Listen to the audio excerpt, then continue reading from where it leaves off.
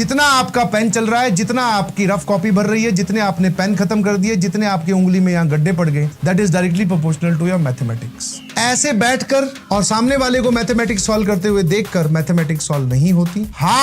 बहुत hard work करना पड़ता है सर।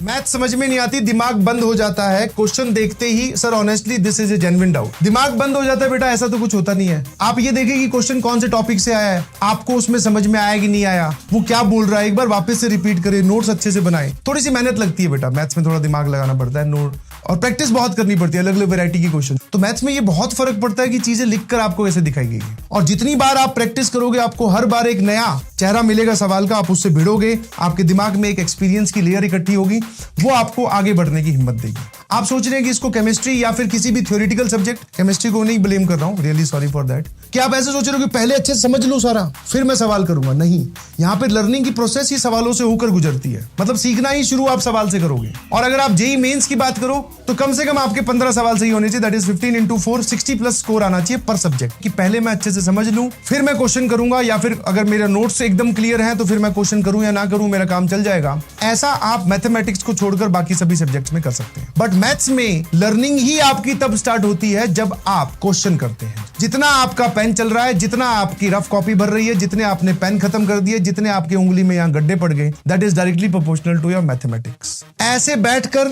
और सामने वाले को मैथमेटिक्स सॉल्व करते हुए देखकर मैथमेटिक्स सॉल्व नहीं होती। बहुत हार्ड वर्क करना पड़ता है सर मैथ्स में, बहुत क्वेश्चन सॉल्व करने पड़ते हैं। फिजिक्स, केमिस्ट्री, मैथ्स सबको एक घंटा नहीं जी, सबको एक घंटा नहीं देना आपको। मैथमेटिक्स का आप 1.5 घंटा लेके चलिए, केमिस्ट्री में से वो टाइम निकालिए, फिजिक्स में भी वो टाइम निकालिए। टाइमली सो जाओ, सुबह उठ के पढ़िए। आप 10 बजे सोकर भी तो रात को 4 बजे, सुबह 4 बजे उठ सकते हो। आज हम पढ़ने की जगह आज हम कहीं और चले गए, हम किसी और इवेंट में चले गए, हमारा पढ़ने का मन नहीं था, तबीयत खराब थी। जब हमने अपना टाइम जो पढ़ाई को देना था वो कहीं और दिया, तो सिंपल सा पूरा दो बोलते ना, रिवर्सल लॉ क्या बोलता है, नेचर का रिवर्सल लॉ क्या बोलता है, जब आपने पढ़ाई वाला टाइम कहीं और दिया, ये जो वॉइड बना ये कैसे कंप्लीट होगा, जब कहीं और का टाइम आप वापस पढ़ाई को दो। अब कहीं और का टाइम मतलब सब जगह का, नहाने धोने का टाइम कम कर दीजिए, थोड़ा बहुत सोने का टाइम कम कर दीजिए। स्कूल में जब आप आ रहे हो, वैन में बैठे हो, पढ़ सकते हैं, नोट्स बना सकते हैं, वैसा काम कर लीजिए। संडे वाले दिन आप जल्दी उठिए, ट्राई कीजिए, अपनी बाकी सब प्रायोरिटीज को पीछे खिसका दीजिए। और बिलीव मी, जब आप काम में उतरेंगे, शुरू में आपको टफनेस महसूस होगी, बट आप देखेंगे कि हाँ मैंने 3 लेक्चर कंप्लीट कर दिए, मेरा 10 लेक्चर का कम हो गया, तो उससे आपको कॉन्फिडेंस आएगा कि हाँ अब मैं आगे की ओर बढ़ रहा हूँ। सिर्फ स्टार्टिंग थोड़ी सी टफ है, बाकी सब नॉर्मल है। तकदीर भी बदलेगी, तस्वीर भी बदलेगी, तकदीर भी बदलेगी, तस्वीर भी बदलेगी, बस तू हिम्मत मत हार, बस तू हिम्मत मत हार, तेरी हाथों की लकीर भी बदलेगी।